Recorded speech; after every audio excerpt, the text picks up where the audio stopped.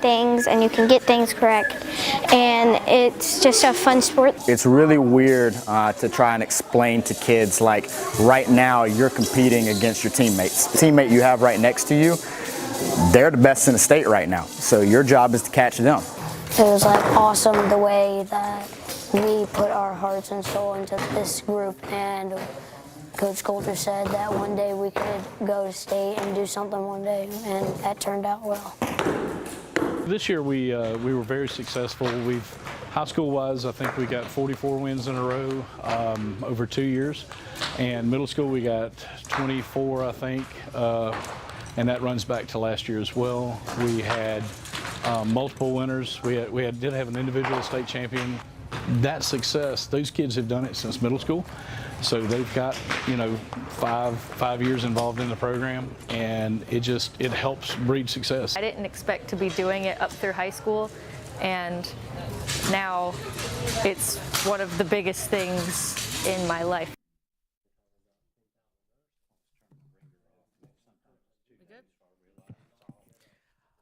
Good evening. It is 5:00 p.m. on June 14th, and I call to order the public hearing of the 2022-2023 proposed general fund operating budget.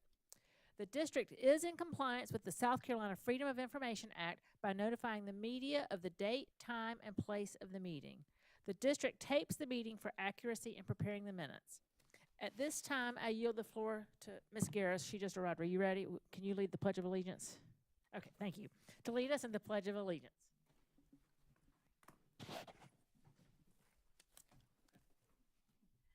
Pledge allegiance to the flag of the United States of America and to the republic for which it stands, one nation, under God, indivisible, with liberty and justice for all. And happy Flag Day. Happy Flag Day. And thank you, Ms. Garris, for doing that on the fly there. All right, it is time for the third reading of the 2022-2023 proposed general fund operating budget. This is our public hearing, and I'm going to turn it over to Mr. Salters. Thank you, Madam Chair, members of the board. Appreciate the opportunity to present the third reading of the budget to you this evening. Just as a reminder, we are talking about our general fund budget, and that budget outlays our expenditures for ongoing day-to-day operations for the school system, and it's primarily made up of our salaries for teaching staff and other staff, as well as accounts payable items such as energy bills and things like that to keep our school system functioning. Obviously, as we went through the development of this budget, we focused on the district's mission and system commitments, and I know this is about the fourth time that you've heard some of this information. We worked through this in March, and then first reading in April, second reading in May, and now on to our third reading. So we've had a lot of time to look through and talk about and discuss the budget and the priorities associated with it. So just briefly review these again for you. Our key priorities for this budget were to maintain student-teacher ratios as best as possible. Our staff salaries were a focus, continue to identify and implement employee retention and recruitment strategies. Just as a point of information on the student-teacher ratios, and we'll talk more about this later, but we have in the budget to maintain the same FTE numbers that would dictate the student-teacher ratios that we have had in the previous budget year. The challenge is going to be to find the teaching staff to fill those FTE. So we'll continue to work diligently on that as we go forward. Additionally, establishing personalized pathways at our current LMS site for standalone Lula and College Center programs, intervention and instructional support needed for learning and acceleration, enhancing safety and security measures, and then prepare for the conclusion of our federal COVID support funding when it sunsets. So looking specifically at recruitment and retention measures in this budget provides all employees a step increase. It increases the teacher salary schedule to begin at the $41,410, which is a step increase, and then a 1% increase on top of that. we were able to increase bus driver pay based on the state budget proviso, but we're also going up and beyond that to get our starting bus driver pay at $17 per hour. So you can see a theme here. We're trying to start to focus on those entry-level salaries and bring those up, and that corresponds throughout the schedule. Eliminating grade 5 on the support staff salary schedule, and we migrate those employees to grade 6. Again, another strategy to get that lower salary schedule moved forward. And then provide support and administrative staff the same 1% increase that the teaching staff is incorporated in that schedule. We're also continuing our incentive steps. As you recall, we did this last year where step 5, 10, 15, 20, 25, 30, and 35 all get the next step money for that 2 years. So step 5, when you get to that step, we pay you like you're on step 6. So we kind of incentivize you to work that extra year and hopefully keep some folks around a little bit longer in their careers. We're reconciling pay for to the actual years of experience for our teachers on that teacher salary schedule. You recall last year we extended our salary schedule to 40 years, and this trues up those teacher salaries that are out there on the high end of that scale to the actual years of experience that they have worked.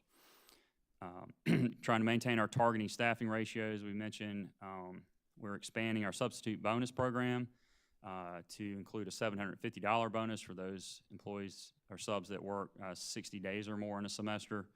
The previous program was very successful, and so we're putting in another incentive increment there to do that.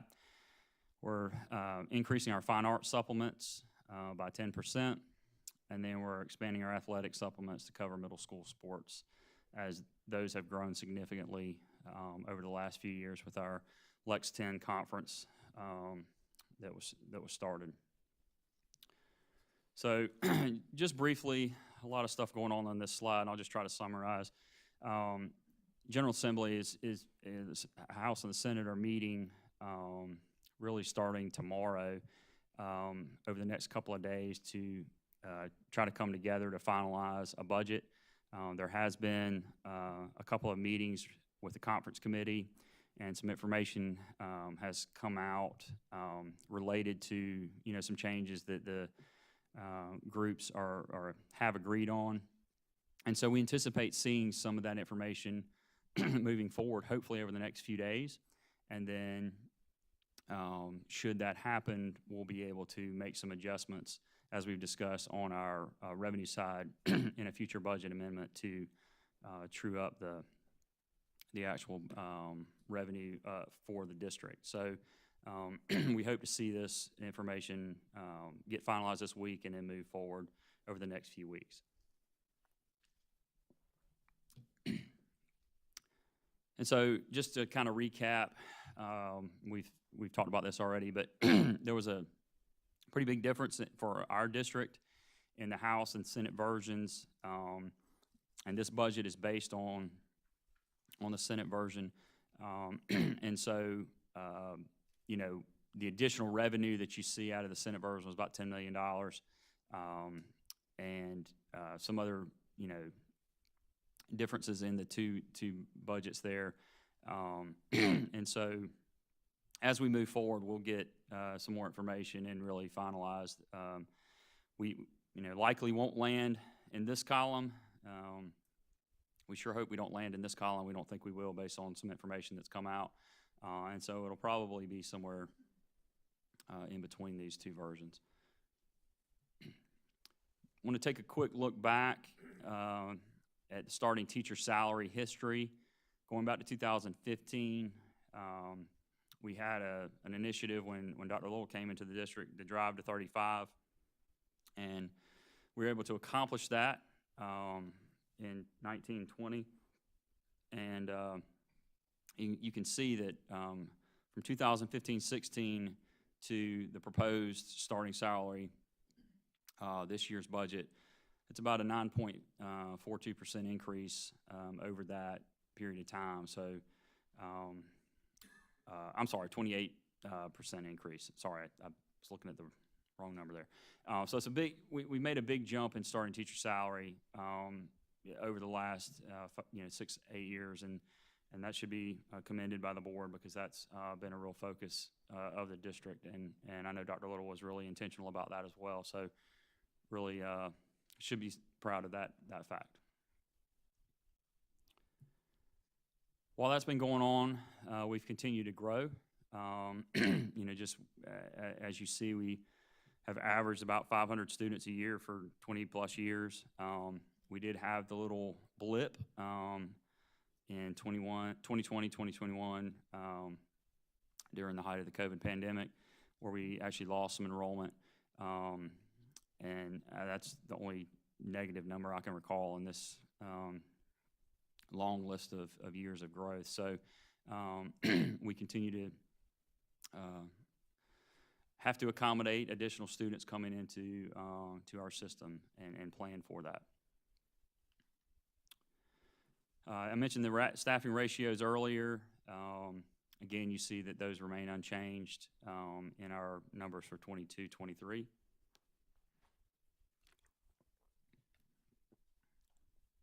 And so 21-1 in the first 3 grades there, and then 23-1 in 3rd grade, 4th and 5th grade, and then 23-1 in middle school. And then high school, it's 18-1, but it's a calculation based on the number of students in the school and a given ratio there. So those are remaining unchanged. The key is for us to be able to find the teachers to fill all those slots. So taking a look at our expenditures, not a lot has really changed since second reading on these slides.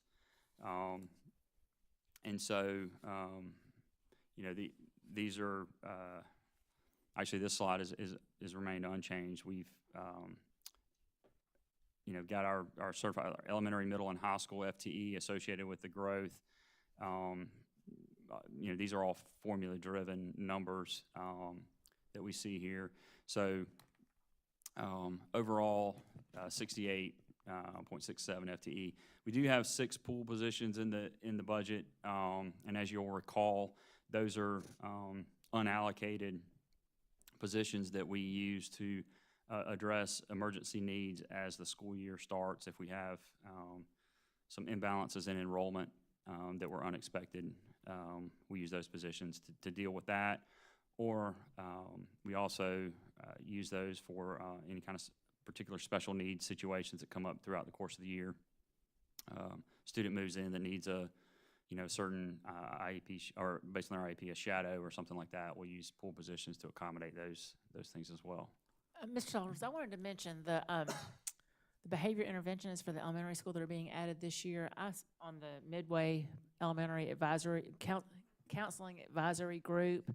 And we met last week of school, and the Midway counselors specifically mentioned how excited they were about getting these behavior interventionists at the elementary level. And then the middle school counselors that also participate in that advisory group were excited about the elementary behavior interventionists because they're looking forward to students coming to them with that framework and that support already in place. So that is a big plus among our staff. So thank you for including that. That was some feedback that we received from our teachers and administrative staff at the school level related to behavior of students. And honestly, with students, learning from home for a period of time, and some of our kindergarten students and even first, second graders hadn't been in school and hadn't learned how to be in school. And so we're having to do some work to catch them up. So that's good feedback for us. Thanks for sharing that. I have this slide in here just as reference. This is not part of the budget. It's our ESSER funding, and we're using that funding to supplement some of the budget positions that are needed.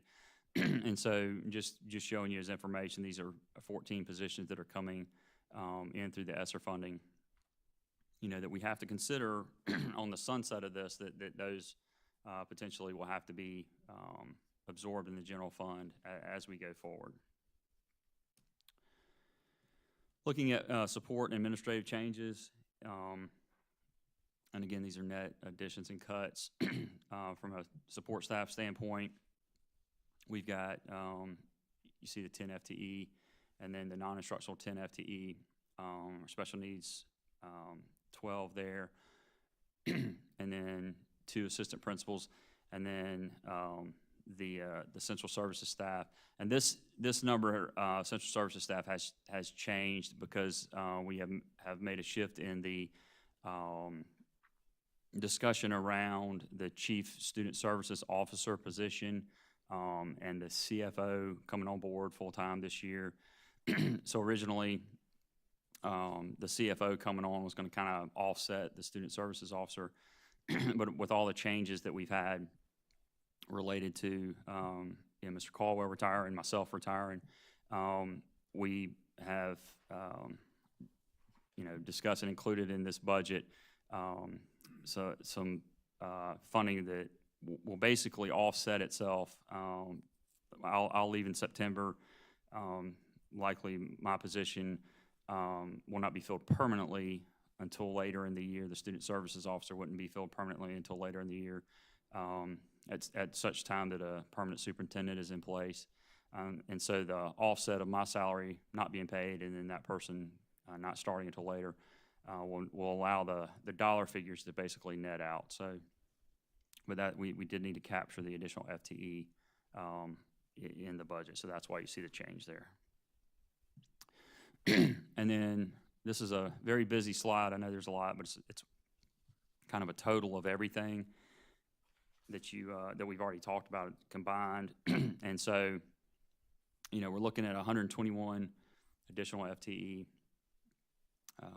And then from the general fund, we've got the 107.67.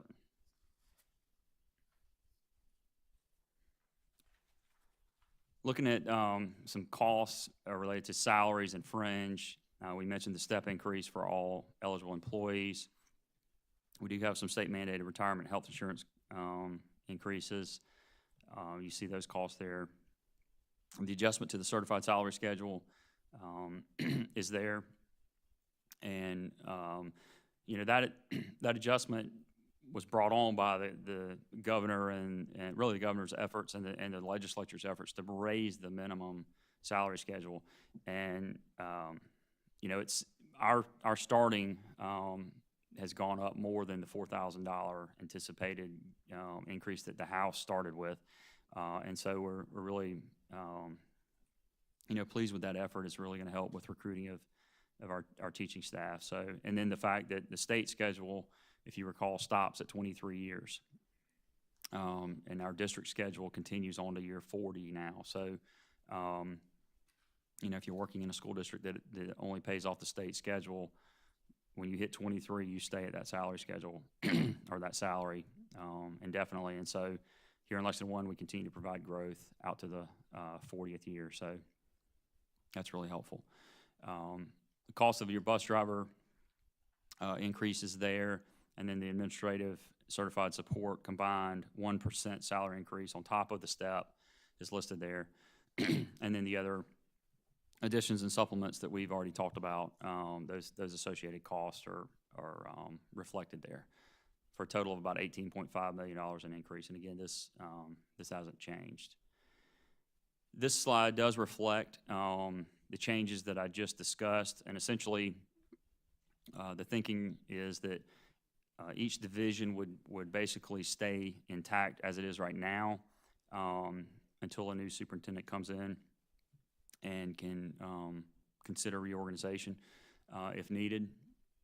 And so you have our communications staff, human resources, instructional services, operations, finance, technology and innovation, and then student services. And then, of course, you have our schools over here to the side. So, and the associated FTE broken out under each one of them. Looking at programs and services, These have not changed from second reading, and so we have a total increase there of 2.9 million again that you see. I will talk in a few minutes about this workers' comp and the property and casualty. So we'll talk about those premiums in just a minute, because there is a change related to that we need to address. Some decreases that we've talked about already. Again, these have not changed.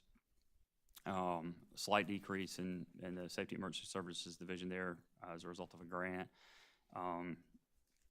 Some maintenance in grounds. Again, that was we had a grounds maintenance contract in our budget last year, and we pulled that.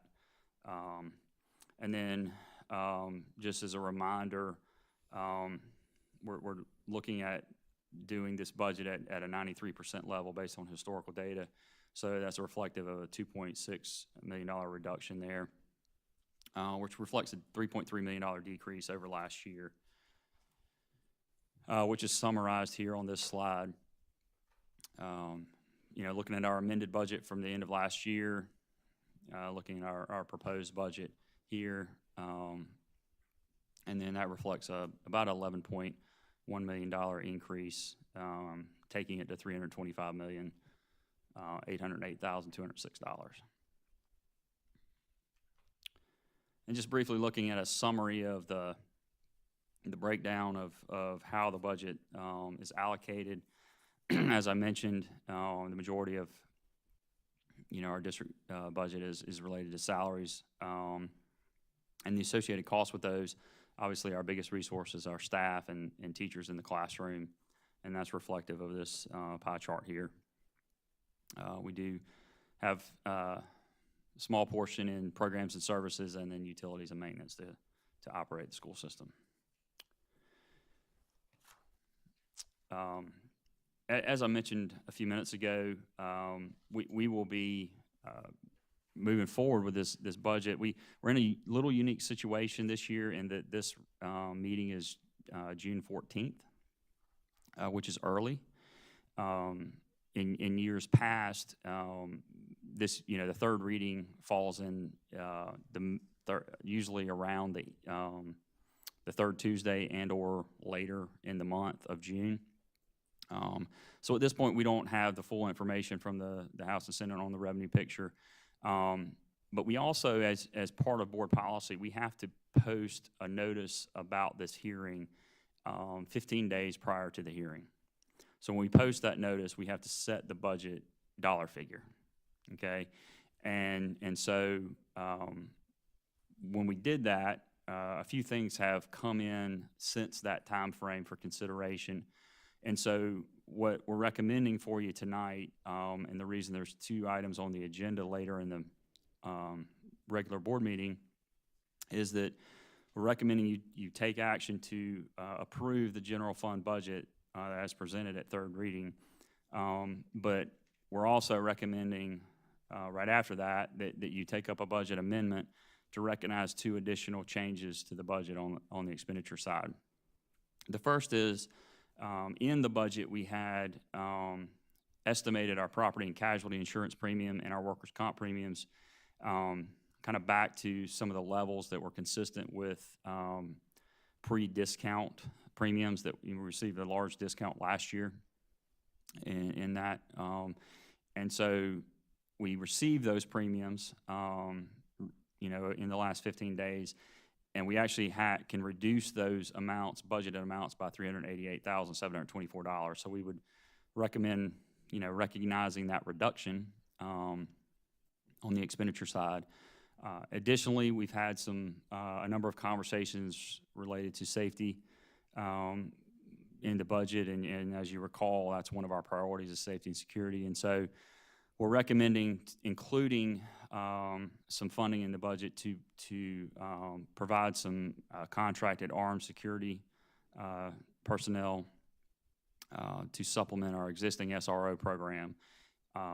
And that would add an amount of roughly $519,840. So what we're looking at is a net increase in our expenditure side of $131,116. So this would be an amendment that we would ask you to consider after approving the budget. And again, it's a kind of a unique situation. We would have normally just included these items in third reading, but because of the timing of the meeting, we had to post the notice prior to, and so we would just ask for consideration of an amendment to include these things so that we can begin work on, identifying some staff to or a company to help with the armed security guard portion. So, taking a quick look at our revenue as we go forward. Again, this is based on the Senate version. We're projecting, $11.1 million increase in revenue. The bulk of that comes from the state and through the state funding sources there. In this proposed budget, we are including using about $3.3 million of our fund balance. And so if the state revenue picture changes, what we would recommend is offsetting that budget deficit, if it is a deficit, by using additional fund balance to cover that. And so this $3.3 million is the lowest usage of a base budget that I can remember since I've been here. So it's a good budget based on what we have. So I feel very comfortable that if the state projections come down, we would be fine. And it's a $10 million spread, you said, between the state and the House? Yes, sir. Yeah, okay. So if anything, the fund operational balance will be 8 or 10 million somewhere. Right. I would remind you of a couple things that, we budget our payroll at 97%. And so with each percentage that you don't hit, that's, $2.7, $2.8 million or so that, to the good there. So I feel comfortable. It's kind of bad to say. I feel comfortable that we're not going to hit 97% based on our hiring in the labor market right now. I wish I could say that we'll be 100% and you'd have to take that hit, because that would be a great thing. But we know historically you're never at 100% payroll. Even in a great hiring market, you're going to have openings and turnover and churn in your labor market. So the 97% is a comfortable number, and then additionally we are looking at the AP side of that, 93%. So I'm saying that to remind you that we are shrinking that gap, if you will, of potential surplus kind of out of the gate. We have a new CFO coming. Don't be upset if at the end of the year you actually do use that money, or it's a little more than that. So just be aware of that. Wanted to remind you. We'll blame it on the previous CFO. That'd be fine. I probably will get blamed anyway. Looking at our operating millage history, this is another thing that the board should be very proud of, and I know Dr. Little as well has had a huge part in this in collaboration with our business community and relationships with the chamber. But if you look over the last, going back to 2017-18, we did do a millage increase in that year. 18-19, we had a small millage increase.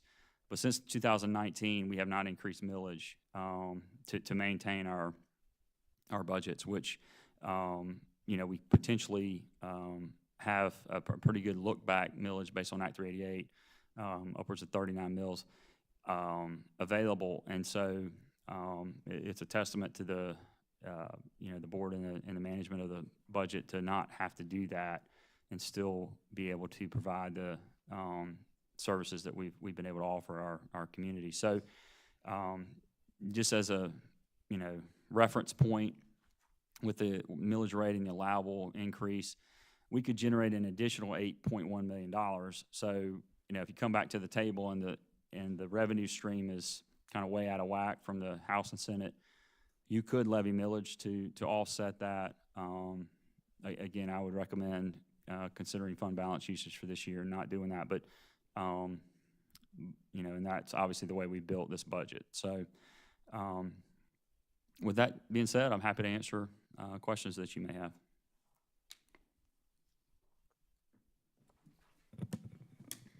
Mr. Salters, just as a review very quickly, they're gonna have to do another budget amendment anyway based upon whatever the numbers are associated with the state, Senate, and the House plan. Yes, sir, that is correct. At some point when those numbers are finalized, we'll take that information and process it and come up with an amendment for you.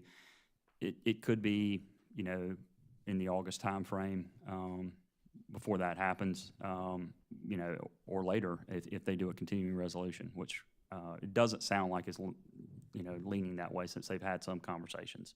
Unless the Senate plan passes as it is. If it passed as it Yeah, it is, then we would continue And on the as. amendment would be a right. change in the fund balance draw.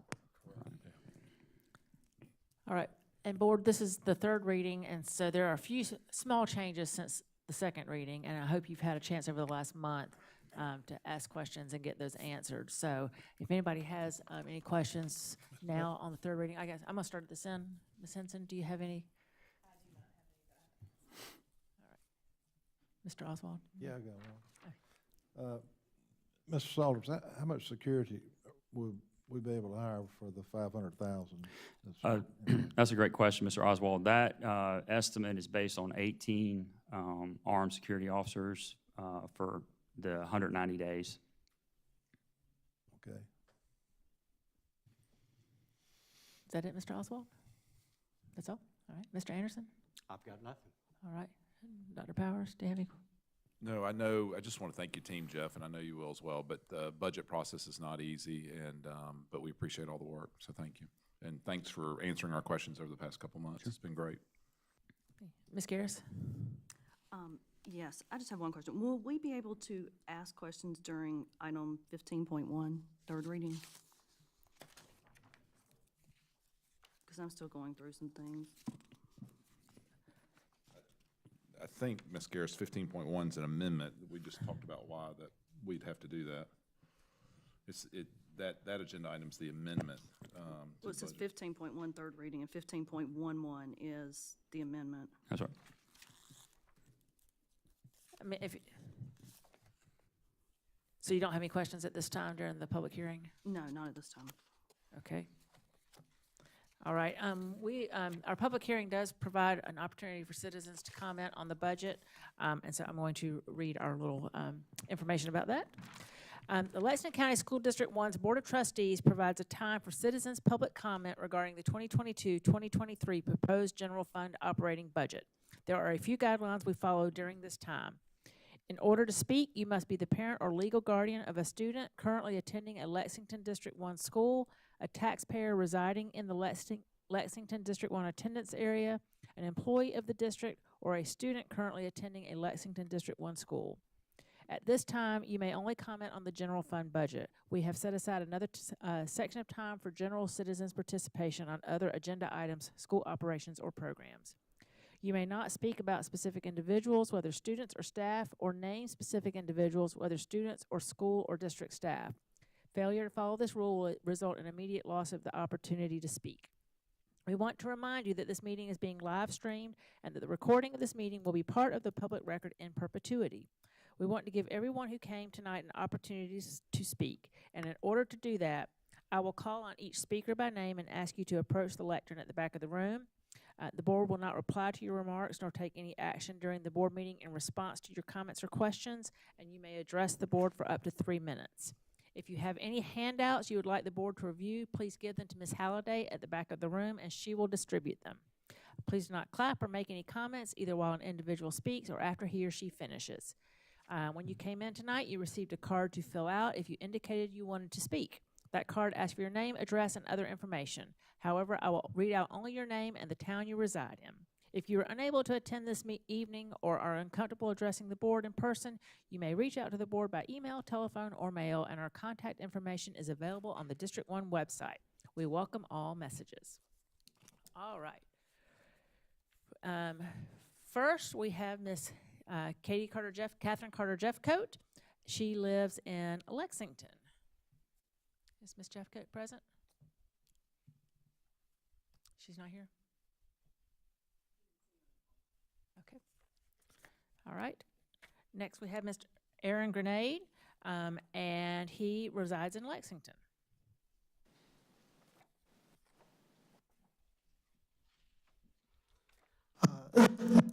Hello. Hi. Okay. We good? You want me to go wiggle the antenna? It's not the battery. I know that.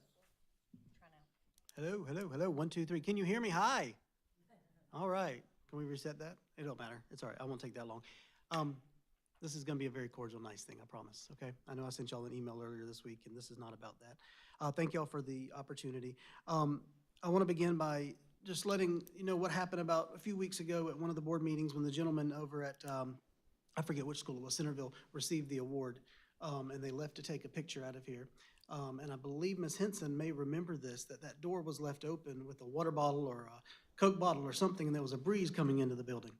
And in that moment, this building was as least secure as it could be, regardless of a metal detector out front, because a door was left open with a water bottle, which is exactly what I want to talk about for just a moment, and that is the budget related to the safety and security, okay? I'm getting back on it.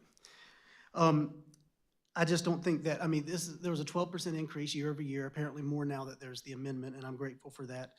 With everything that's occurred in the past few weeks in Texas, et cetera, it's just not enough, though. 1% of our budget being related to the safety and security of tens of thousands of children isn't enough. I would encourage you to increase that for a number of reasons. Number one, to implement internal door blocks regardless of fire hazard, because in the moment that those are needed to stop someone from coming into a classroom, being able to jam the door from the inside, I don't think a fire hazard is going to matter in that moment. I would encourage you to increase, if we don't already have electronic door monitors budgeted or included in the facilities to detect when a door has been opened, not at the front office, I would highly encourage you to include that in the budget and consider that cost. That way, if a door is opened somewhere else in the building, that is immediately alerted to responders. 18 armed guards, I assume that would be new armed guards, not just the what we already pay the Lexington County in town. But that's still less than one per school. I would highly encourage to revisit, because there's over 30-something, I believe more than 30 buildings if I'm not mistaken. Make sure that there's at least one per facility. It was stated recently that there is not a SRO at every elementary school. Well, my kid just coming out of that, I found that a little shocking. I do see some occasionally, but I would love to see them there. So if it is all possible to implement that. The last thing I want to say, that a reason you should increase the budget, if not this year, then by next year, is to actually do what the mall did, which is, I thought, highly intelligent, even though I disagree with any gun-free zone, is to purchase a gun-sniffing dog to help with internal threats that may bypass a metal detector somehow any other way. You deal with some Fourth Amendment issues there, but it at least gives you probable cause for a search. And so I would encourage, with the funds that we have, one or two of them could canvass the schools in the district and be able to detect the residue and the oils from a gun if they are in the classroom. These are about 5 or 6 reasons why we should continue to increase the budget for safety and security. Thank you. Thank you, Mr. Grenade. And I'm actually going to ask Mr. Salters to clarify the 18 positions that are in the amendment. That's how did y'all arrive at that number? There are additions. And that is to make sure that we have a security presence at every school. I'm just going to tell you, they're to supplement our existing staff. Okay, thank you. All right. Do we have anyone else that wants to speak? All right. Do I hear a motion to adjourn the public hearing for the 2022-2023 proposed general fund operating budget? Madam Chair, I move that the board adjourn the public hearing of the 2022-23 proposed general fund operating budget. Thank you, Mr. Anderson. Do I have a second? Second. Thank you, Dr. Powers. Is there any discussion? All right. All in favor, please say aye. Aye. Anyone opposed? And the motion carries. The public hearing is now adjourned. I'm flipping the page, and we will go right into, I now call to order the June 14th, 2022 monthly Board of Trustees meeting. Again, I will remind you that the district is in compliance with the South Carolina Freedom of Information Act by notifying the media of the date, time, and place of the meeting. Do I hear a motion to enter into executive session? Madam Chair, I move that the board enter executive session to discuss 2022-2023 employment recommendations, receive legal advice in the case of Heim versus Lexington County School District 1, and for discussing regarding the development of security devices or personnel. Thank you, Mr. Anderson. Do I have a second? Second. Thank you, Mr. Oswald. Is there any discussion? All right, hearing none. All in favor, please say aye. Aye. Anyone opposed? The motion carries. We will now enter into executive session.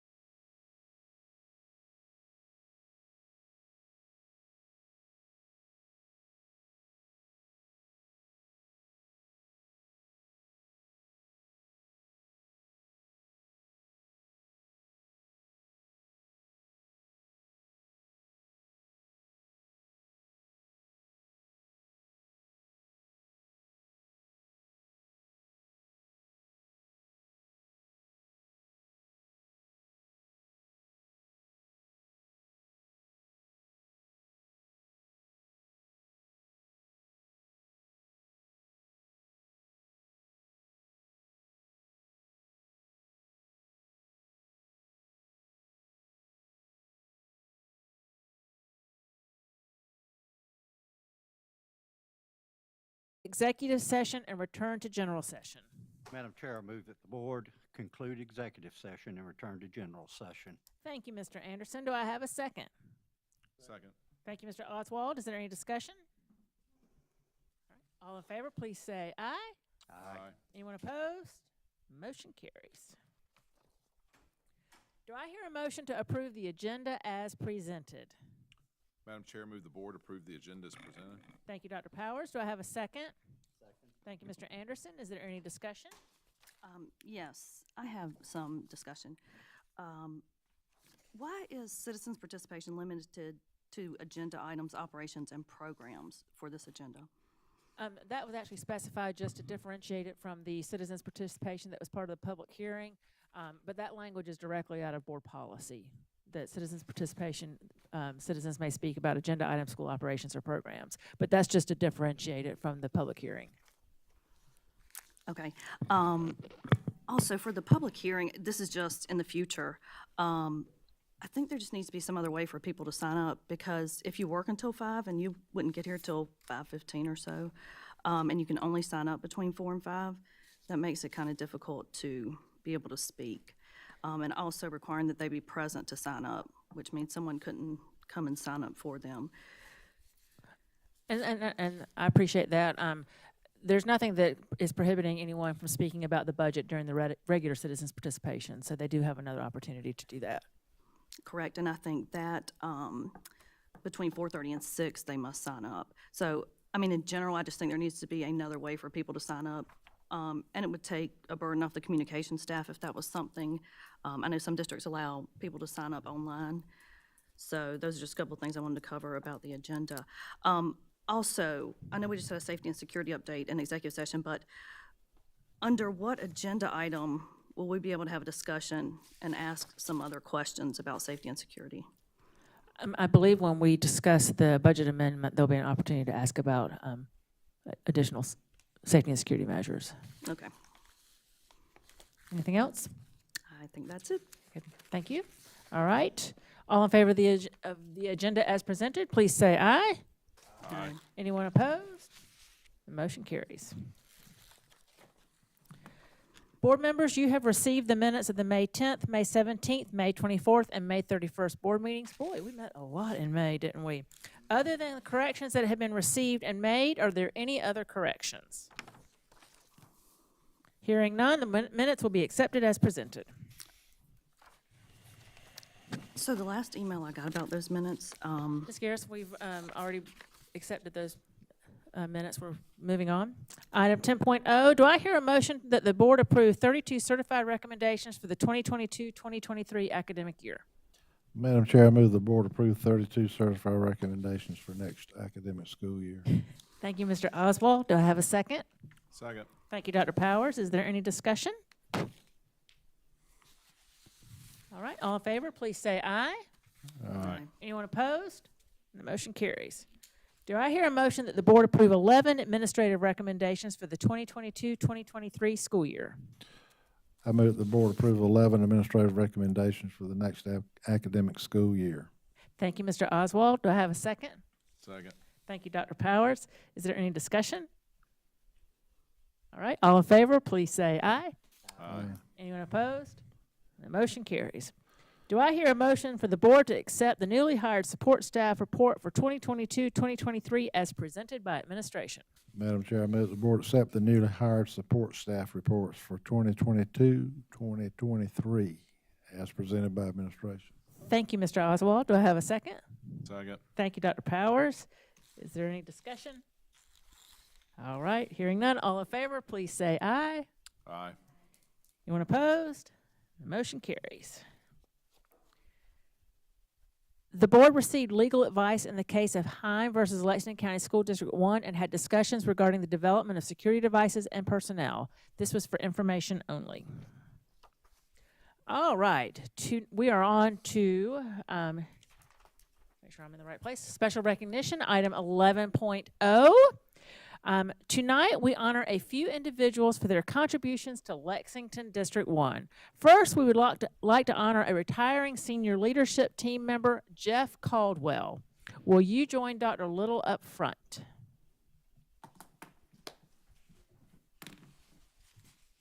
Jeff is retiring as the district's Chief Student Services Officer, where he oversaw nursing and health services, transportation, school counseling, student administration, and athletics. Jeff says he is ready to make his own schedule, free from stress, after 36.5 years in the education field, where he has served as a teacher, assistant principal, principal of Lexington Middle School, coordinator, director, and chief. Jeff has had a rich and rewarding 33-year journey in Lexington District 1. During his time, he has devoted himself to our school district, students, and their families. He's led us through times of celebration and challenges, always remaining trustworthy, dependable, compassionate, and dedicated to advancing public education for all students. For Jeff, it is not the grand gestures, but instead the small moments over the course of a career that mean the most. He says he will miss the opportunity to work daily with people whom he admires, loves, and respects. Jeff, thank you for your long-standing service to Lexington District 1. We hope you enjoy traveling with your wife in retirement.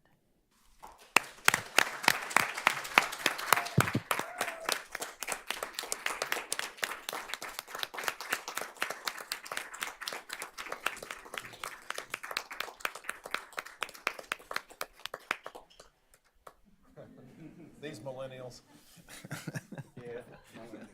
Lexington 1 without Jeff Caldwell is going to be a different place.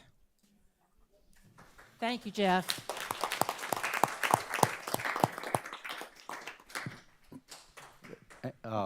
Madam Chair, if I could take a point of privilege, after he retires, if there's anything you ever wanted to know about the Andy Griffith Show, I think Jeff is going to start a 24/7 phone line that you can call. He can recite every word from every episode. It's amazing.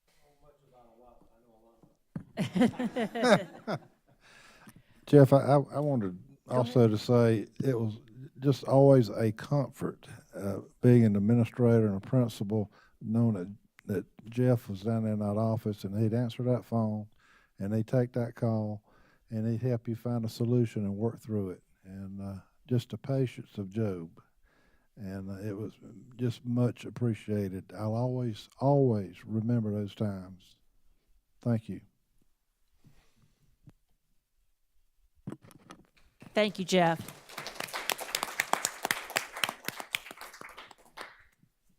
All right. Next, we would like to take some time to thank Dr. Greg Little for his service to Lexington District 1 for the last 6 years. Through his vision and strategic planning, Dr. Little has worked to design schools as service-oriented centers of learning to maintain a strong graduation rate, promote mental health wellness, increase technology innovation and computer science programs, and expand dual enrollment partnerships with local colleges and universities. Under Dr. Little's leadership, we have watched Lexington District 1 grow with the opening of new schools as well as navigating through the pandemic. Dr. Little has worked to build partnerships with businesses and industries, community organizations, and institutions of higher education to create a learning community that best prepares students for success. And I'm just going to share a little bit of data. So in the time that Dr. Little has been here, the district has grown from just under 25,000 students to right at 28,000 students. Our teacher pay, based on our budget that we're hopefully going to approve this evening, has increased from $32,161 to $41,410, which is, I believe, a 28.6% increase. The district, the community passed a $365 million bond referendum, which has resulted in the construction of 4 new schools. And we also built another school, opened a Beechwood Middle School during his tenure. So 5 new schools opened while he was our superintendent. And I think the achievement that he is most excited and proud of is the growth in our dual enrollment. When he became our superintendent, we had just a handful of students taking dual enrollment courses, and this past year we had 702 students take dual enrollment courses, 2,400 courses that saved families $3.6 million. So that is quite a gift that you've given to the families in our district. So thank you for your leadership on that dual enrollment.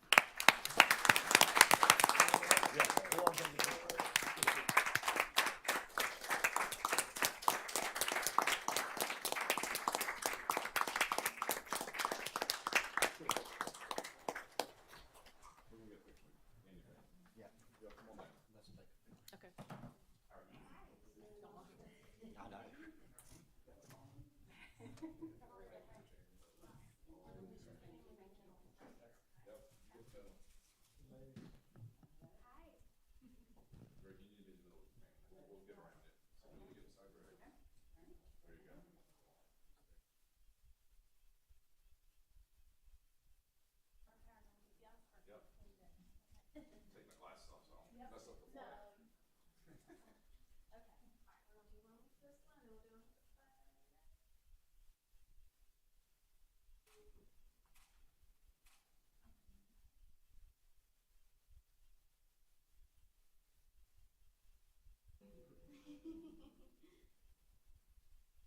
right, we're gonna do one funny one. We're gonna make it like a swoosh. All right, the ball. All right, everybody make it like a shoot. Now, make it a jump shot.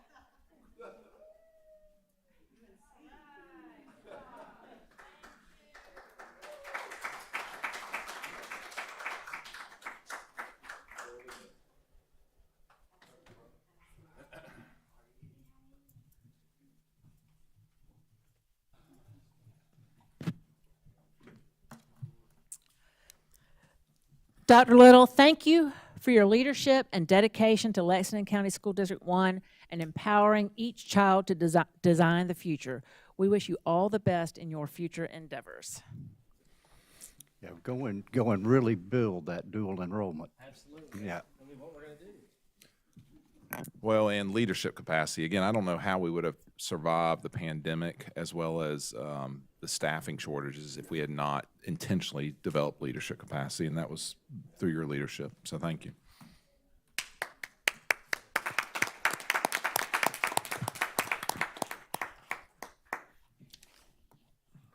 But you're not done yet because it's time for the superintendent's update. So, Well, I know you had to bring in the kids and everything else, and I'm reminded that when I started here, I had a kindergartner and a 7th grader. I'm sorry. And that kindergartner is taller now. I don't know if you noticed. And the 7th grader is now a freshman, I'm sorry, she's actually a rising sophomore in college, who also, by the way, took 12 dual enrollment credits. And it has served her exceptionally well at USC Aiken, and she has thrived in that place. And I just want to say, I wasn't even emotional today until right now. I just want to say I'm thankful for the people in Lexington 1 that have helped raise my family. We have done an amazing things in this school district. This group over here is some of the best in the business, but I'm really appreciative of what has happened for my daughters, and what they've accomplished in large part because of the teachers and the adults that they've encountered in Lexington 1. Family is a term that we can throw around a lot, right? There's one particular school that always throws around the term brotherhood, which I always laugh about, that Miss Henson likes to pull for. But the Tar Heels talk about the Carolina family, and we talk about family a lot. And rarely is the term family demonstrated as well as it is in Lexington 1. The staff, the administration, the students, this board, person after person after person wrapping their arms around students and making a difference in their lives. And I can tell you unabashedly that the people in this school district have had a tremendous impact on my life. And I'm incredibly honored and humbled to be a small part of this team. I've got a picture yesterday, probably one of my most prized possessions, or earlier this week. I guess it was yesterday. I guess today's Tuesday. Earlier this week was yesterday, where the Central Services team all took a big picture together and then signed the matting with all their names. And it just reminded me what a wonderful family that we are. Thank you for allowing me to be part of that family. This has been the highlight of my life, being the superintendent of Lexington 1. I'm incredibly blessed and honored and humbled to be a part of this team. And I will say that I will cherish these memories for a lifetime. Thank you. I'm good. And I apologize for the weepiness, the allergies. It's allergy season. And my guys got a little weepy right there. I'd have been boo-hooing. I mean, Yeah. I thought it was a dirty trick to bring the kids in. That's all I'm saying. I thought we were just going to keep this thing moving, and then the kids show up, and then there you go. All right. Thank y'all very much. No, ma'am. We're gonna keep it moving for tonight because I know we've got still budget to do. Make sure I'm in the right place.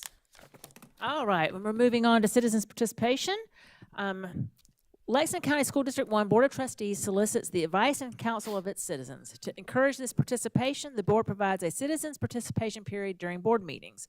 In order to speak, you must be the parent, legal guardian of a student currently attending a Lexington District 1 school, a taxpayer residing in the Lexington District 1 attendance area, an employee of the district, or a student currently attending a Lexington District 1 school.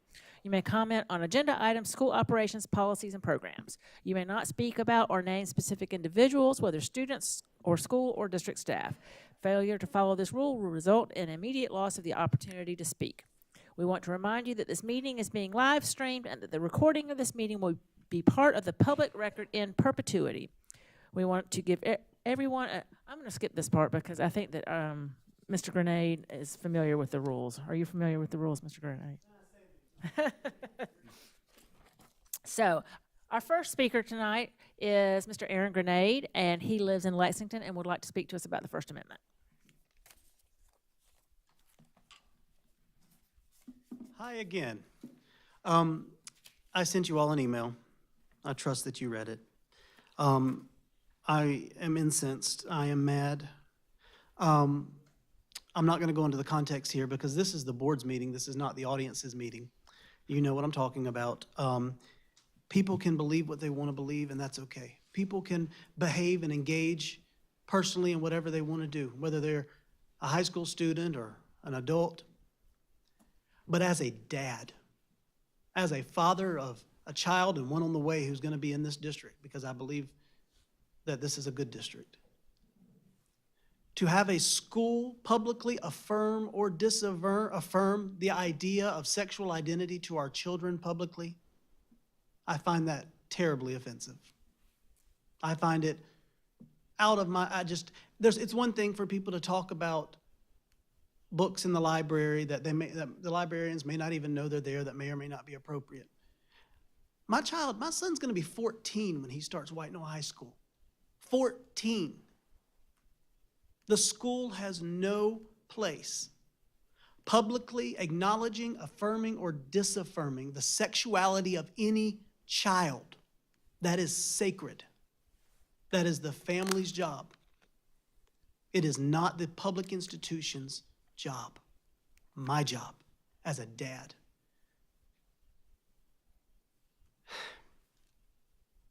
Because I've made this stance, because I've stood up and sent out an email, and I did make that public because I believe everything should be public.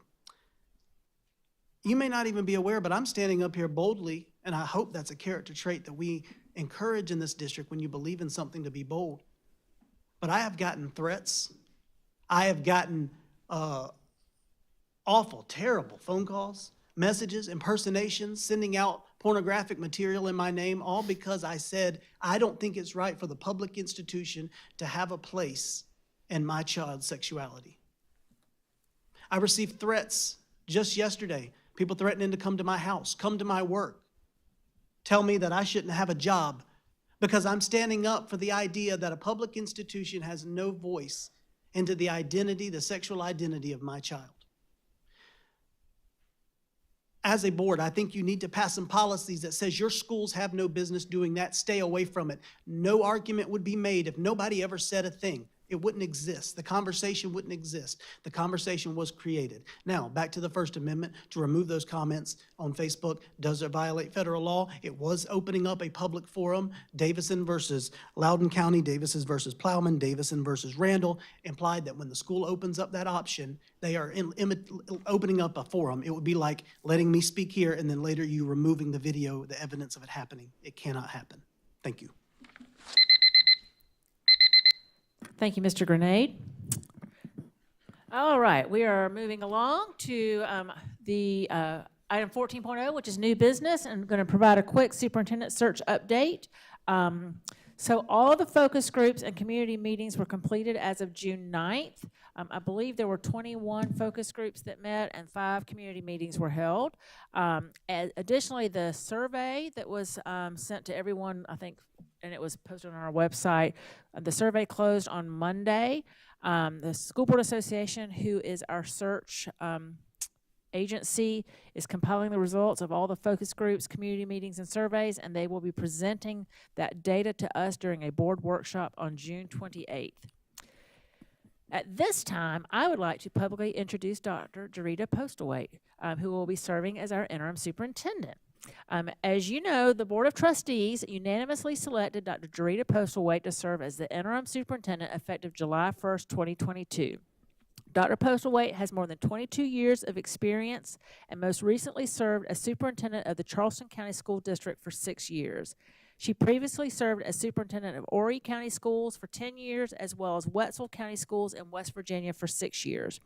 Dr. Postlewaite is an experienced and highly regarded educational leader with many years of experience, and we are very excited about her serving our school district in this time of transition. Welcome, Dr. Postlewaite.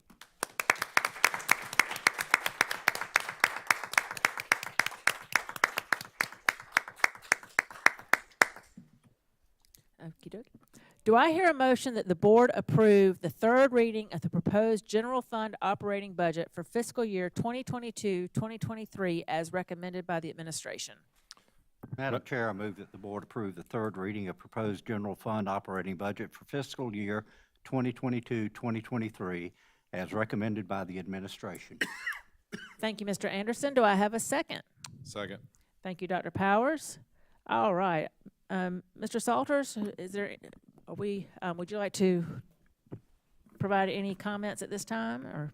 I'm happy to answer any additional questions, or I just would remind the board that the reason for the amendment is related to the timing of the board meeting, but you would need to take action to approve the budget first, and that's the purpose of this motion.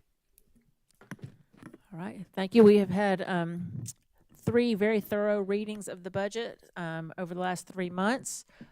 So board, if there are no other questions at this time, I will call for a vote. All in favor of the budget, please say aye. I still have some discussion. Oh, I'm sorry, Ms. Garris. I'm just curious if you could give us an update on the threat assessments that you gave us back in executive session. Ms. Garris, I'd be happy to tell you that the district is compliant with the State Department of Education's threat assessment guide that is available under the safety section of the State Department's website. We follow that guide and conduct those assessments as needed in our schools. Correct. Could you give us those numbers that you gave us? I'm not going to talk about those numbers in public session unless I'm directed to by the full board. Okay, well, we got those in December, so I was just thinking we could get an update on those now. Ms. Garris, is that a budget question? No, but remember I asked earlier when I could talk about safety and security since that was supposed to be on the agenda, but it's not, and then y'all said I could talk about that during the budget? It is part of the budget amendment. Are there any questions about the budget? All right, again, all in favor of the budget, please say aye. Aye. Anyone opposed? And the motion carried. Do I hear a motion that the board approve an amendment of $131,116 to the fiscal year 2022-2023 general fund operating budget as recommended by the administration? Madam Chair, move the board approve the amendment of $131,116 to the fiscal year 22-23 general fund operating budget as recommended by the administration. Thank you, Dr. Powers. Do I have a second? Second. Thank you, Mr. Oswald. All right, Mr. Salters, would you like to explain again what the amendment is? Yes, ma'am. This is, again, a net increase of $131,116 and is a reduction of premiums related to our workers' compensation, property, and casualty insurance. We're recognizing that reduction of $388,724. And then we're adding safety or security guards, armed security guards at an estimated cost of $519,840. Thank you very much. Dr. Powers, did you have? Yeah, no, I appreciate the public's patience with us. Executive session went longer than it generally does because the district provided a very thorough feedback and oversight of all the security checks in place. So again, and there's reasons obviously that needs to remain confidential because it protects our students and our staff. I also want to applaud the district for responding to feedback from our community as well as from this board about before we finalize this budget, continue to look at ways that we can continue to invest in the safety and our security of our schools. So thank you for responding to this board and this community. All right, Dr. Powers. On this end, Mr. Anderson, do you have any comments or questions about the amendment? Mr. Oswald? I just don't think we have any hesitation at all if we need in the near future to amend or move forward on providing more security as we look at possibilities that would fit that bill. Ms. Henson? Ms. Garris? I mean, I think there's a lot that was discussed in executive session that could be discussed in open session, that our constituents should be made aware of. But apparently I'm just not going to be allowed to talk it a lot tonight, so. Well, Ms. Garris, I think we were advised that there's a genuine desire to make sure that nothing that we say or questions that we ask can in any way compromise the measures that are in place. And like Dr. Powers, I appreciate the extremely thorough review of all the safety measures that are underway and have been underway and are continuing to be evaluated. And I also want to say that I appreciate our partnership with local law enforcement because, you know, we interface with other board members across the state and the nation, and it is not that way. So again, I think it's the respect that law enforcement has for this district leadership team as well as the leaders that are currently in place. So I want to go on record thanking them as well. Thank you. All right. Madam Chair, if I could just for 1 second. Yes, before you guys take a vote, I do want to take a moment. I was trying to find the right time, but I do want to take a moment. This is my last budget opportunity to work with this unbelievable staff. They probably are thankful for that because I come up with some pretty crazy ideas about how to get to the points that you guys are interested in and challenge things, you know, as much as possible, and they always come up with solutions. This is the best finance staff that's out there. I'll put them up against anybody, and I'm thrilled to be able to hand them off to a new CFO that'll be in the district next week. But I do want to thank them dearly for all the support and efforts they've given to me while I've been in this role. So thank y'all.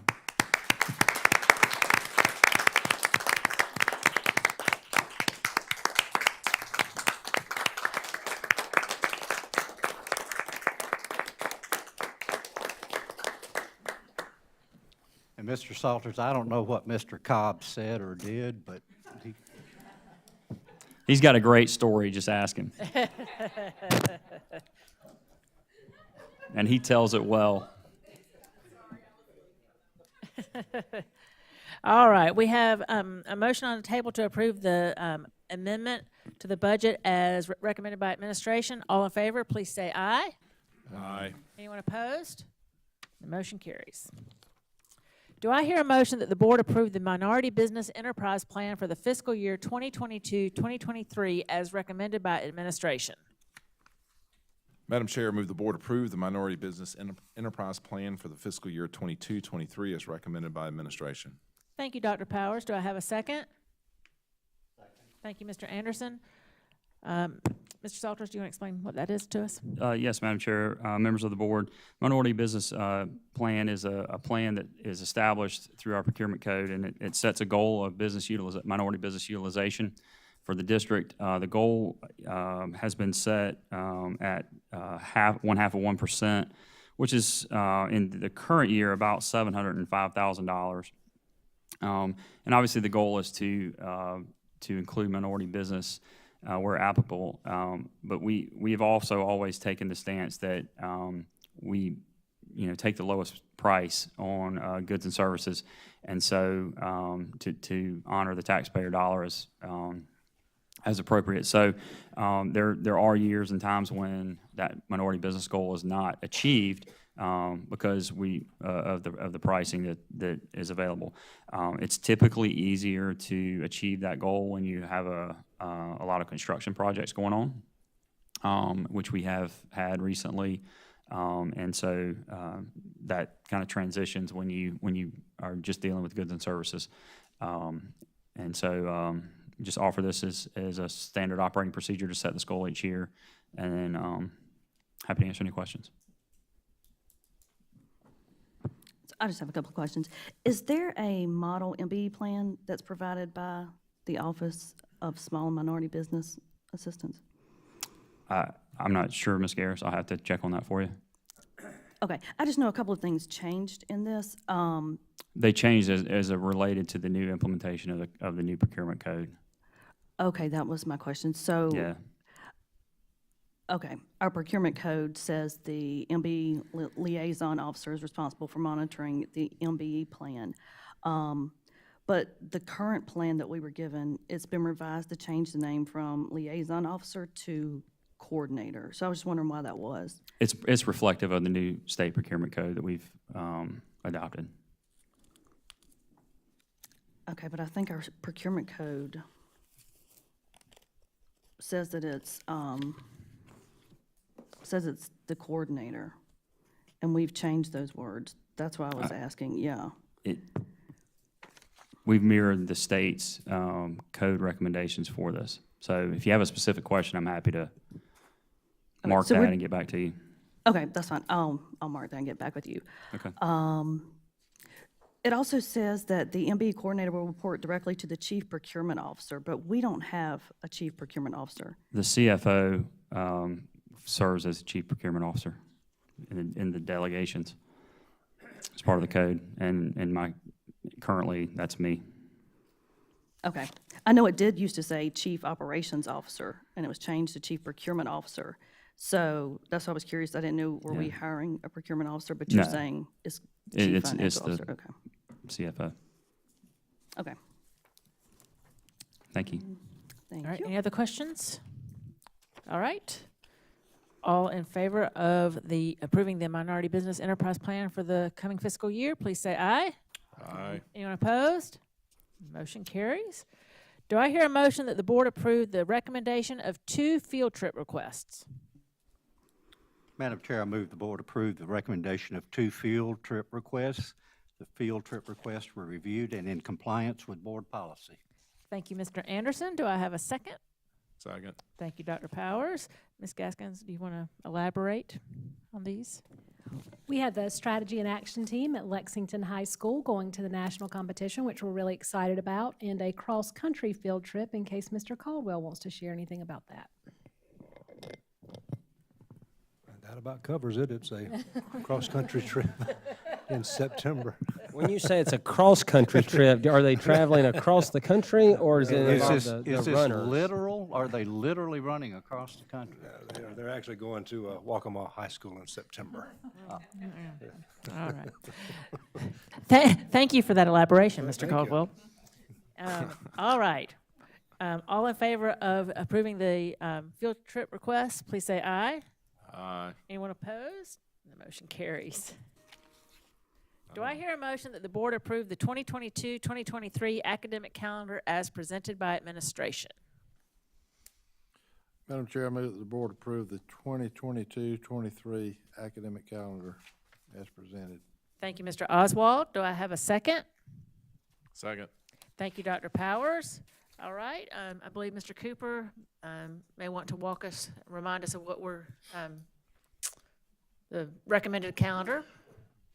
Yes, ma'am, and thank you. It's, there's a slight typo on the agenda. It's the 2023-2024. Yes, it is. Academic school calendar, and we're presenting it to you tonight for second reading and approval. There are no changes to it from the version that you saw at first reading last month. So just a few features about it. You'll notice on there that we did implement an earlier start date, and in doing so, we will title this calendar the 23-24 year-round modified school calendar. And it allows us to really do some things that we've been working on for several years, and we're excited about that. We're actually able to change semesters at the winter break and also get the kids out before Memorial Day. It also allows us to improve upon a few other aspects of the calendar as well. We are able to preserve our traditional holidays as well as kind of beef them up in some areas that is helpful for families. We have periodic breaks throughout the school year. We have a gradual start with a short week as we begin the school year, and then also a short week as we come back from the winter break. And as we've done for the last 2 years, we have weather makeup days. So in the event of a weather situation, we will carry out on instruction on that day, but to be in compliance with state law, we will still state our 3 weather makeup days in the calendar, and they'll be used as holidays. It's an 87-93 calendar, so it's reasonably balanced, and I'll quickly walk you through it. And again, like I said, this is the calendar that you saw last month. Our staff will, 190-day staff will come back on August the 2nd and have 5 pre-service days before kids return on Wednesday, August 9th. There's 17 academic days in the month of August. As we move into September, you'll see that we have Labor Day off as a holiday for students and staff, and 20 academic days. During the month of October, we do wrap up the first quarter on the 10th of that month, and have our quote-unquote fall break in there for students and their families with a 4-day weekend for them, a 3-day weekend for staff as we have a teacher work day on October 13th, and then the 16th of October is off. And we move into November with 19 academic days that month, and have the 3-day Thanksgiving break, which I know all of our folks appreciate, and then come back for 3 weeks with 11 academic days in December, and we'll wrap up the second quarter, wrap up the first semester before the winter break. We still have that 2 solid weeks of winter break, and that's hard to do on this calendar because Christmas falls on a Monday, so that's typically where you'll see one of those, 3 days off, a week off, and then 2 days off, which never feels quite as good, but with the earlier start date, we're able to preserve that as well as have Monday, January 1st off, and then a teacher work day on Tuesday the 2nd, and our kids returning for second semester, returning for the third quarter on Wednesday, January the 3rd. We also have the MLK holiday off on January the 15th, and there's 20 academic days that month. We move into February and have another long weekend for students and their families, similar to the October one, with a teacher work day on a Friday and a day off for staff and for students on a Monday, and that occurs in late February. We move into March and end up finishing up the third quarter on Monday, March 11th, and then begin our spring break on the 29th of March. That is Good Friday, a very early Easter this calendar year, but with the Good Friday off, and then the following week off, creating that wraparound spring break that always feels good. And then 6 short weeks as we go to the end of the year, and our kids will wrap it up on Thursday, May the 23rd, and then our staff will still have their last 2 teacher work days to finish out the year. So this is a calendar that got a lot of positive feedback, and the calendar committee recommends it to you tonight for approval. Board, do you have any questions for Mr. Cooper? Mr. Cooper, I have one question. Are there any parents on this calendar committee? Yes, ma'am. There are. Okay. And was this distributed anyway to parents or students or anything to get their feedback outside of that committee? So each committee member takes the calendars back to their groups, whether it's a school improvement council or it's their school, and survey them, and we collect the feedback from them that way. And it was, very overwhelmingly supportive for this calendar. This calendar is also based on a survey that we did a few years back, where we surveyed teachers, we surveyed staff, we surveyed parents, we surveyed students. I think over 4,000 parents replied to that survey, and so a lot of what we incorporate is what our folks said that they were interested in seeing in a calendar. Thank you. All right. Anyone else? All right, Mr. Oswald, would you mind withdrawing your motion and restating it with the correct Madam academic Chair, year? I'll withdraw my motion. All right, and now would you make it again with the correct year? I move that the board approve the 2023-24 academic calendar as presented by administration, modified. Thank you, Mr. Oswald. Do I have a second? Second. Thank you, Dr. Powers. All right, we've had our discussion. All in favor of the approving the academic calendar, please say aye. Aye. Anyone opposed? Motion carries. Do I hear a motion that the board approve the renaming of Lexington Middle School to North Lake Community Learning Center? Madam Chair. Go ahead, Brent. Madam Chair, I move the board approve the renaming of Lexington Middle School to North Lake Community Learning Center. Thank you, Dr. Powers. Do I have a second? Second. Thank you, Mr. Anderson. All right, Mr. Warren, would you like to give us the info? Yes, ma'am. Madam Chair, Dr. Little, members of the board, excited to present to you tonight for second reading and consideration the renaming of the Lexington Middle School campus. Much like was presented to you last month, we are repurposing the Lexington Middle School facility, and with that comes renaming and rebranding that site. Policy FF, naming facilities. FF-R governs the process of naming new schools or campuses. Like was presented to you last month, we are currently busily, hastily, and with being as efficient as we can, relocating multiple programs to the current Lexington Middle School campus. Adult education, our AES program, food service and nutrition, the Lula Academy, College Center, Parenting Center, and Midlands Tech and Palmetto College will be housed at the current Lexington Middle School site, obviously with Lakeside Middle School coming online in August. This school is now available for these partnerships and programs, and very excited about having all these groups housed under one roof at Lexington Middle School, centralizing them in one location, providing customized learning opportunities, a lot of collaborative opportunities, and shared spaces for professional learning and development. Through this program of development and research with renaming the Lexington Middle School site, instructional services led a team of leaders, gathered feedback from directors on visions and programs and what the goals were for the site. Research was done, connections were made with the Lexington County Museum staff, friends of the Lexington County Museum, and members for feedback and support.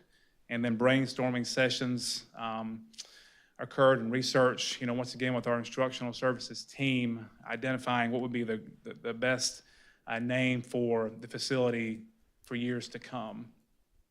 The names developed in the process, you see the three here: North Lake Community Learning Center, the Community Connections Campus, and the station at North Lake were the three themes that were developed through the instructional team's work. Obviously, you see a map here of where the current Lexington Middle School site sits, right at North Lake and Columbia Avenue. And you see the front of the two-story building here, and then the original building here. Actually, in this two-story building is where our Lula program will be.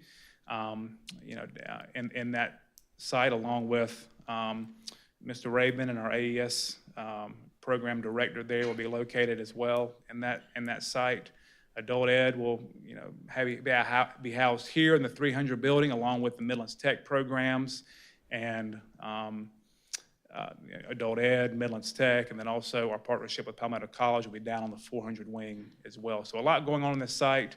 And, once again, we're excited to present to you the name of the North Lake Community Learning Center moving forward, for that site for years to come. So that is the recommendation from the administration, and look forward to any questions you have and your approval on this. Any questions? Board, are there any questions? I've got one. The current signage that's there, the Wildcat sign, Yes, will sir. that remain, or is that going to be taken No, down? we're working through that with, our contractors and Mr. Rabin, but yeah, we'll take down the Lexington Middle School signage. We'll house that, obviously we'll save that, but we will develop some signage to designate North Lake Community Learning Center. And are we going to maintain a cafeteria at that site? There will be a cafeteria there, yes, sir. Okay. So as educators, we're going to turn that into the NLCLC? Is that what we're going to call it? NLCLC, I'll get you a t-shirt. We love a reason to make a t-shirt, so. Yeah. Well, and again, as we think of signage, I think it's going to take a while for our community to learn about that resource, and it is at such a prominent crossroads in our community. So again, electric signage, which is constantly popping, new course offerings, adult learning, all the things that we're hoping to house there, I think would help us in some year. Again, it doesn't have to be year one, but I think that would help us. Yes, sir.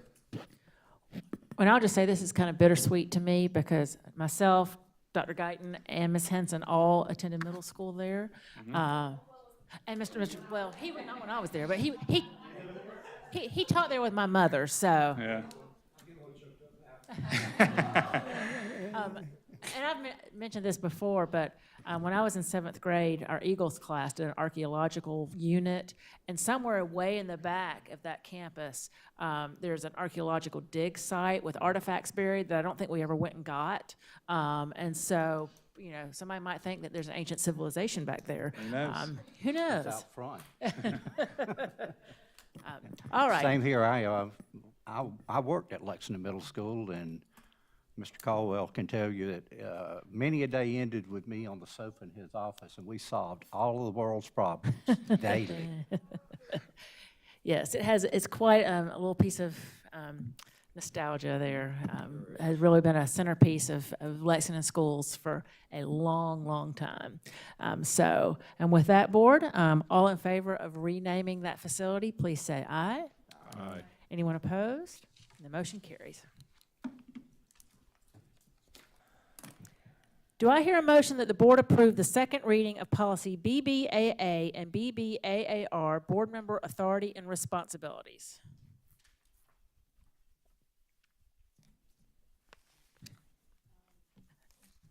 Madam Chair, I move.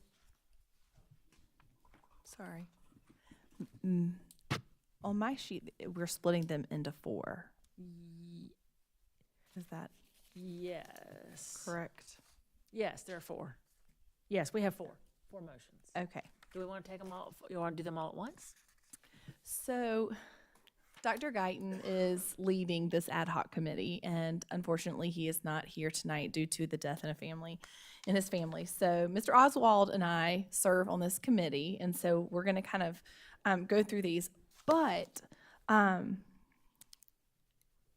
I would like to actually split it into 5, and I'll tell you why in a second. I went back and watched the video just to make sure, because I had a question about one of them. And We need to get a motion on the table. so, okay. Yeah. So then I move, then I'll just go through in order. Okay. I move that the board approve the second reading of policy BBAA and BBAAR, board member authority and responsibilities. All right. Thank you, Ms. Henson. Do I have a second? Second. Thank you, Dr. Powers. All right. Okay, so these are second readings. Nothing's changed since the first reading. But BBAAR, the way it's written is not actually the way we read it in our video. I mean, when I went back and watched the video. So I would like to withdraw that motion or I'd like to make a motion that we approve BBAA and send BBAAR back because it's not written the way we intended it. Okay, all right. So you want to withdraw your motion and make a new motion that's just BBAA? just BBAA. That's fine. Correct. Okay. So I withdraw my original motion and I move that the board approve the second reading of policy BBAA. All right. But aren't they linked policies or no? The one's the administrative rule for I the know. original So policy. do you want to pass them separately, or do you want to wait They can till? be, and actually, I mean, actually, the administrative rules ought to be written by the administration based on the policies that we pass, but we tend to actually write, those have always, the board has owned those, so the policy will be fine, and it should dictate what comes in the administrative rule. So, so do I have a second to that motion? A second. Thank you, Ms. Garris. All right. So we have BBAA, which has not changed since the first reading. Is there any discussion? Okay, all in favor, please say aye. Aye. All right. All opposed? Nay. All right. And the motion carries 5-1. Do I hear a motion that the board approve the second reading of policy BC, board member conduct? I move that the board approve the second reading of policy BC, board member conduct. Thank you, Ms. Henson. Do I have a second? Second. Thank you, Mr. Anderson. All right. Ms. Henson, is there anything you would like to say about this one? Nothing's changed here either. Okay. And honestly, we really didn't make many, if any, edits to this. All right. All right. Any other questions about policy BC? Discussion? All right. All in favor, please say aye. Aye. Anyone opposed? Motion carries. I'm following along with BCA next? BCA, Okay. yes. Do I hear a motion that the board approve the second reading of policy BCA, Board Member Code of Ethics? I move that the board approve the second reading of policy BCA, board member code of ethics. Thank you, Ms. Henson. Do I have a second? Second. Thank you, Mr. Oswald. Would you like to elaborate in any way on this one, Ms. Henson? Nothing has changed since our first reading. All right. Board, are there any questions or conversation? All right. All in favor of approving policy BCA, Board Member Code of Ethics, please say aye. Aye. Anyone opposed? Motion carries. Do I hear a motion that the board approve the second reading of policy BCB, Board Member Conflict of Interest? I move that the board approve the second reading of policy BCB, board member conflict of interest. Thank you, Ms. Henson. Do I have a second? Second. Thank you, Mr. Oswald. Any elaboration? The main thing that we edited here was just with volunteer capacities of us as board members. Just making it very clear that we could still serve as volunteers if we wanted to volunteer for chaperoning our child's field trip or something. So we just changed it to say that a board member is not permitted to serve in a position, because the former policy said in a volunteer position. So we're not permitted to serve in a position in the district where we'd have responsibility for curricular, co-curricular, extracurricular program or activities. But then we go on to say, but may serve in other volunteer capacities. Thank you for that. Board, are there any questions, discussions for this one? All right, all in favor of policy BCB, Board Member Conflict of Interest, please say aye. Aye. Anyone opposed? The motion carries. Okay, do I hear a motion that, what do we have here? This is for the board meeting times. Do I hear a motion that the board establish a meeting time of 6 p.m. for meetings during 2022-2023? Madam Chair, For 15-7. Okay, go ahead. Madam Chair, I move that the board moves the regular standard meeting time for the 2022-2023 to 5 p.m. 6 p.m. To 6 p.m. To 6 p.m. All right. Is there a second? Second. Thank you, Mr. Anderson. And I'll just elaborate on this. In February, our meetings were running really long, and our policy establishes our meeting times as 7 o'clock. And we decided as a board to do a trial run of having our meetings start at 6 o'clock. And I think that has gone extremely well. We've actually been home at a decent time in the evenings. And so we need to address our policy and make that change, codify that change at some point in time, but that will take at least 2 readings. And so I'm going to ask the ad hoc committee, because that's in the B policies, that they take that up. But in the meantime, we will establish the meeting time as 6 o'clock going forward, so that we can continue this method of meeting that we've been doing the last few months. We can. Okay. Yeah, because the policy allows us to establish a meeting time outside of the policy at the board's approval. So, was that clear? Any questions or conversation about that? I have some conversation because in the background information, it says that the board would hold executive session at 5 p.m. and the general session would begin at 6, but the motion says we're changing the meeting time until 6. But anytime you've convened a quorum to discuss or act upon business, you have started a meeting. So we could amend the motion to 5 p.m., but when you've entered executive session, you've started a meeting. Well, and this is the same conversation we had in February about this, that because we've had long established that our board meetings were at 7, but we would start at executive session at 6 or 6:30 because the length of executive session is flexible depending on what is on the agenda for executive session.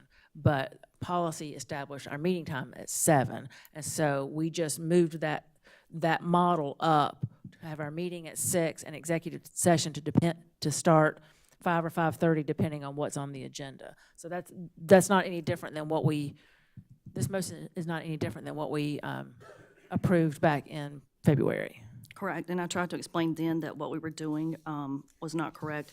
So this is straight from the General Counsel of the School Board Association. She says, whenever you have convened a quorum of the members of your board to discuss or act upon district business, you have started a meeting. So the meeting time would be determined upon that occurrence. As indicated by what I provided to her in agendas, you opened the meeting to immediately enter executive session. And that's correct. However, our actual meeting begins at 6, and we notice the time that the executive session is going to start. So we comply with meeting notification requirements. So I would disagree. And we hashed this for a long time in February. That's why I got the School Board Association opinion, because what she's telling you is when you make a motion to move the regular standard meeting time to 6 p.m., but you're starting the meeting at 5 to enter executive session, you're actually starting the meeting at 5. Okay. Madam Chair, if it helps, I'll be glad to revise my motion. I think the outcome will be the same. So the problem is that we don't always start at 5. No. So the motion's going to be to revise the 2022-2023 meeting times to start executive sessions in sufficient time to support an open session starting at 6. So our community will be present at 6, and we don't waste their time. Does that satisfy you, Ms. Gears? No, because that's the problem. No one ever knows when we're meeting. And FOIA requires you to list. We noticed our meetings before like tonight, we noticed that when the meeting was starting. Right, so and every they're published month, the week before. Every month it changes. And FOIA requires you to list the dates and times of the meeting a year in advance, so that way people do know when you're meeting. And when it changes, 8 o'clock, 6 o'clock, 5 o'clock, 4:30. All right, thank you. Anyone else have any comments, questions? Do we want to vote on Dr. Powers? Yes. All right. Dr. Powers. Could you repeat your motion, please? Yeah, Madam Chair.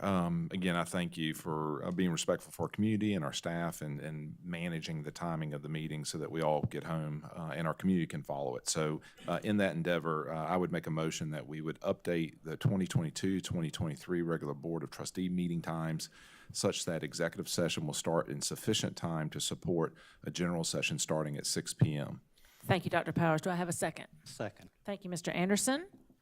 All in favor, please say aye. Aye. Anyone opposed? Jade is opposed. Thank you.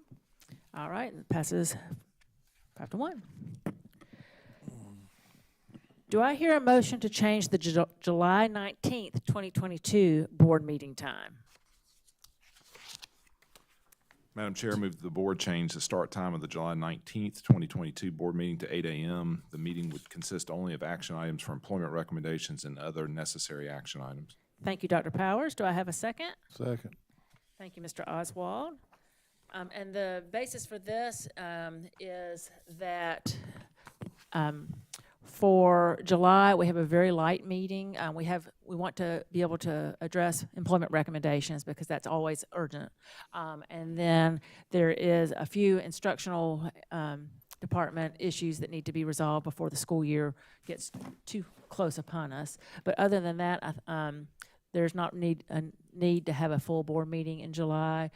We'll be in the middle of the superintendent search, let that process carry on, and then we will resume our regular meetings in August. So, Madam Chair, will we have a quorum available that date and time? Yes, ma'am. We will. Yes. Okay. We will. Okay. Yes. So, okay. Any other questions? We will. Okay. All in favor, please say aye. Aye. Anyone opposed? The motion carries.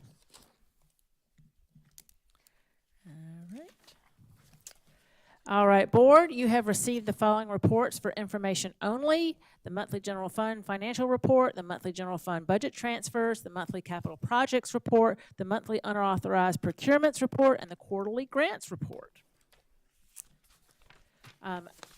The board will have a special called meeting on June 28th to meet with the SESBA, the School Boards Association, to receive feedback and the results of the survey, focus groups, and community meetings conducted for the superintendent search, and to discuss priorities with the interim superintendent. Last weekend, the board was together to celebrate the 2022 graduates. I believe 1,900 graduates for Lexington 1, isn't it right around 1,900-ish. And again, we'd like to congratulate those graduates and wish them success for the future. I want to wish you all a very happy and safe summer, and hopefully a little bit cooler summer than it's been the last few days. Stay cool and safe, and we hope everyone has an opportunity to rest and recharge and spend lots of quality time with your families. Do I hear a motion to adjourn the meeting? Madam Chair, before we adjourn, I'd like to take a point of privilege to say hello and welcome to Dr. Jarita Postlewaite, and a fond farewell to Dr. Greg Little and to Dr. Jeffrey Caldwell. And he knows he's not a doctor, but people that aren't don't seem to mind, you know. With that, I move we adjourn. Thank you, Mr. Anderson. All in favor, please stand up and go home. Thank you very much, everyone.